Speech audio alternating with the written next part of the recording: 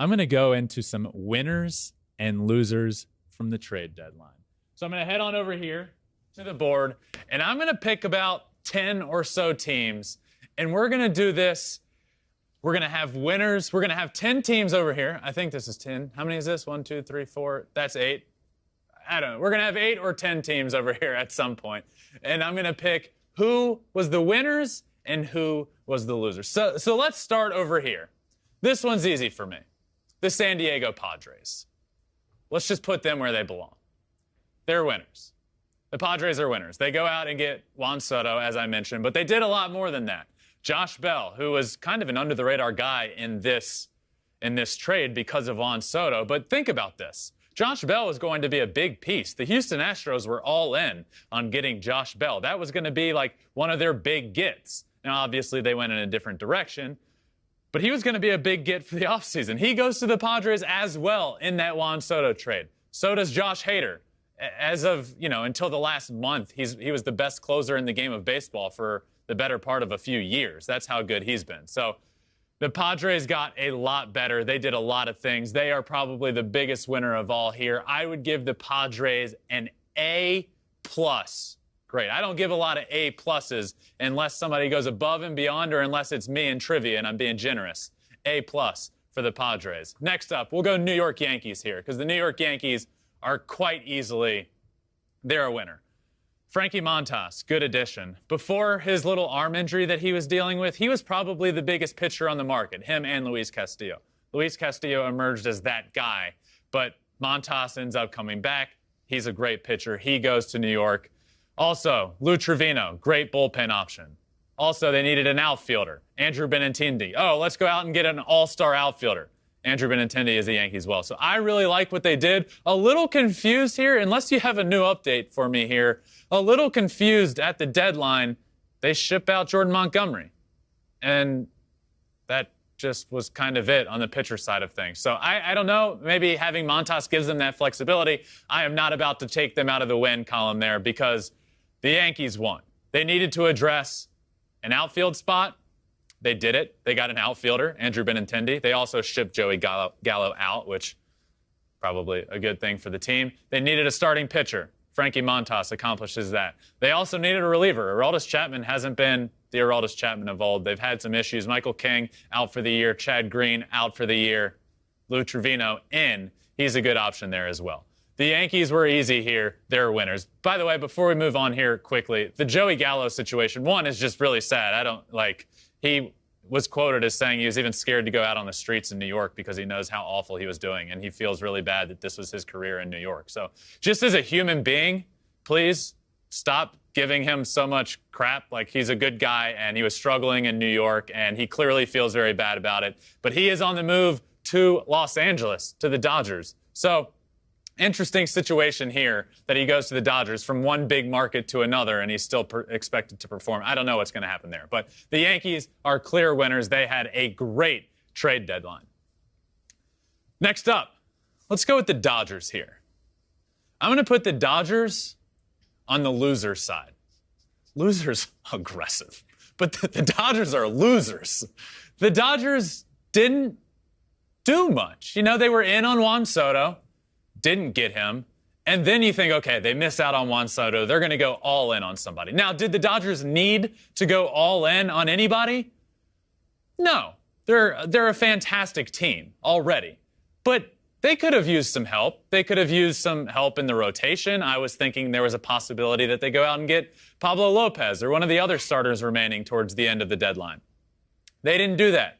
They end up getting rid of Mitch White. They ship him out. Their acquisition in the bullpen, Chris Martin. Nothing big jumps out at me for the Dodgers. So are they a good team? Yes. Are they going to win the NL West?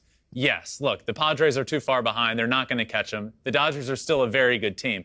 But the trade deadline for many, if you're already one of the elite teams, the goal is to win the World Series. It's not to win the division. So I'm a little disappointed. Yes, they're going to win the division, but now how do they match up against the Mets, who have Jacob deGrom, Max Scherzer at the top of that rotation?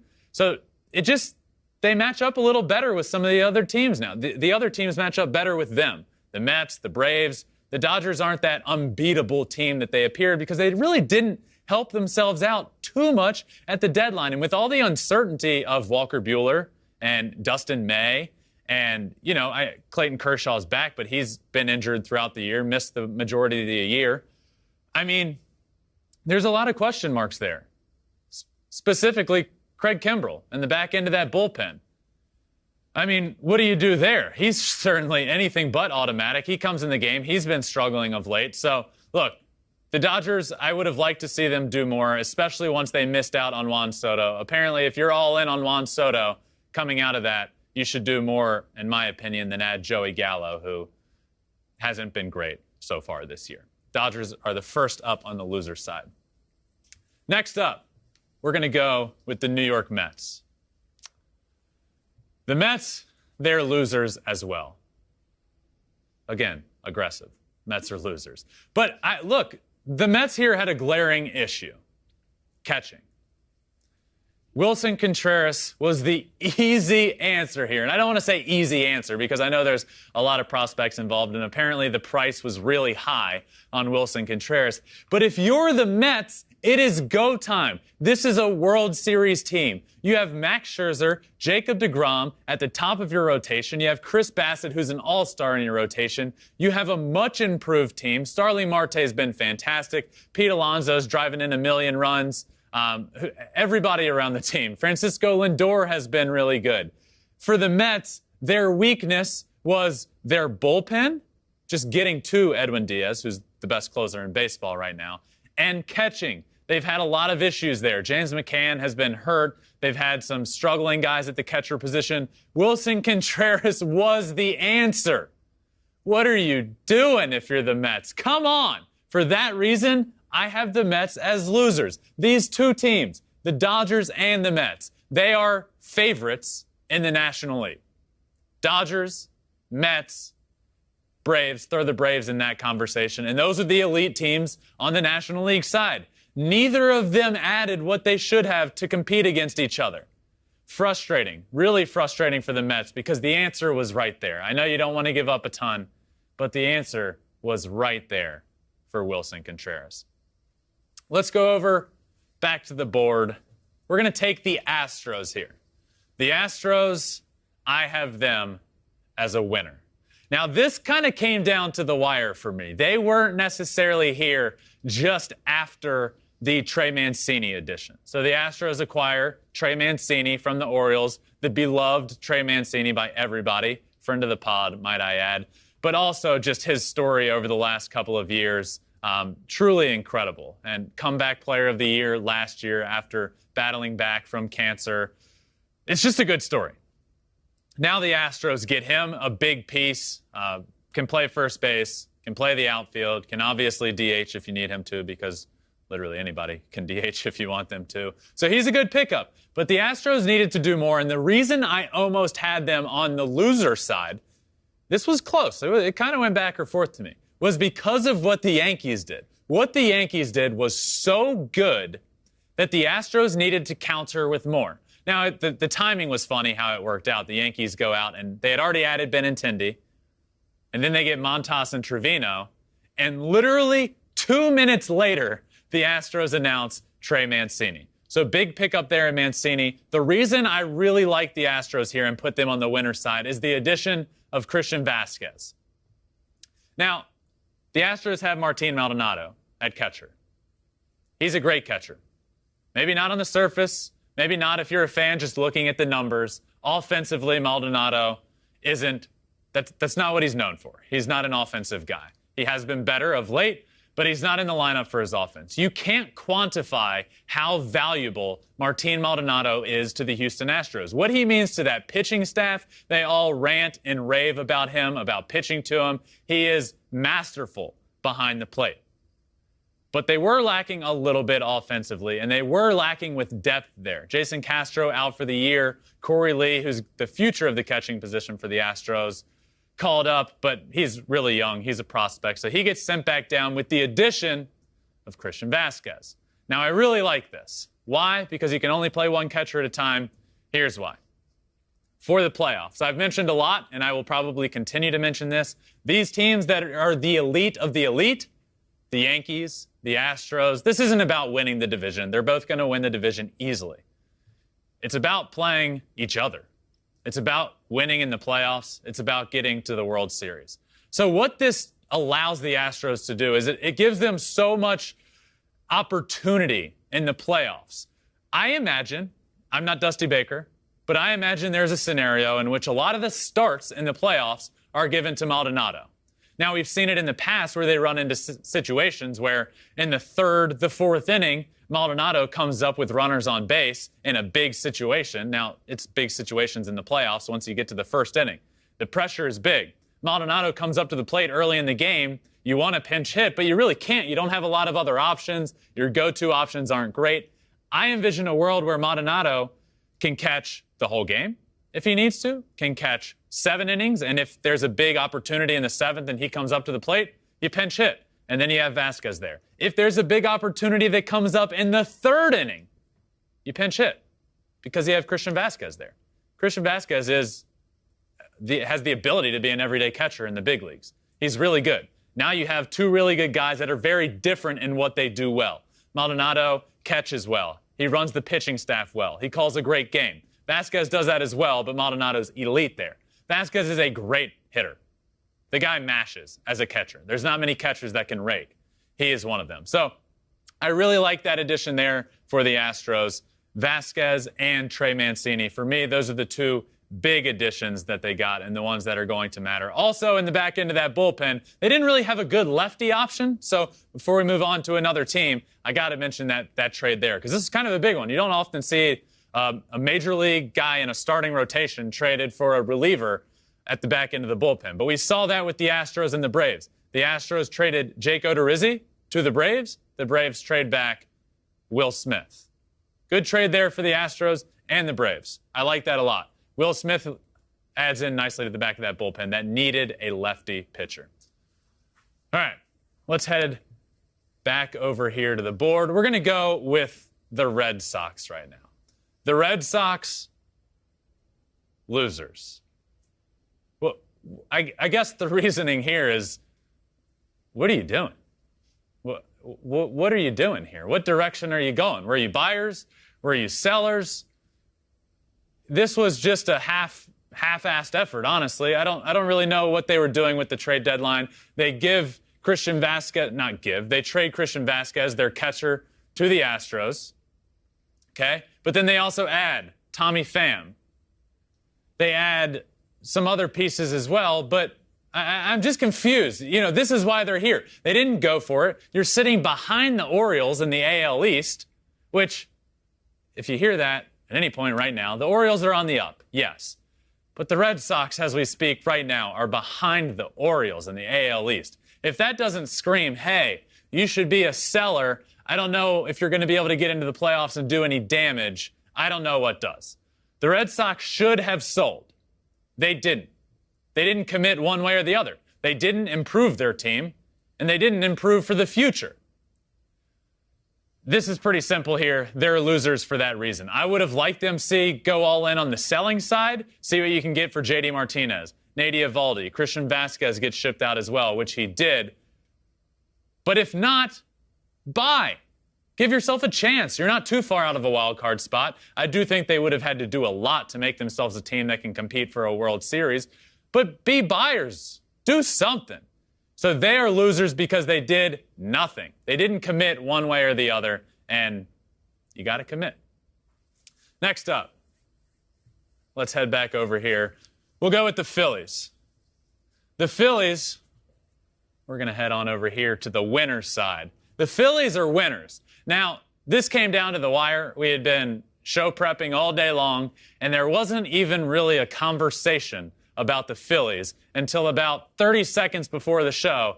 I said, hey, can we do this? Phillies, winners. And shout out to our graphics guy, Danny. He is legendary. He has put all this together, and he crushed it. And here they are. The Phillies are winners. So here's the reasoning. They had a lot of holes. The NL East, they didn't do much. The Braves, little disappointing. Mets, Very disappointing. The Phillies, who are right now on the cusp of a playoff spot, holding on to the last wild card spot, they went for it.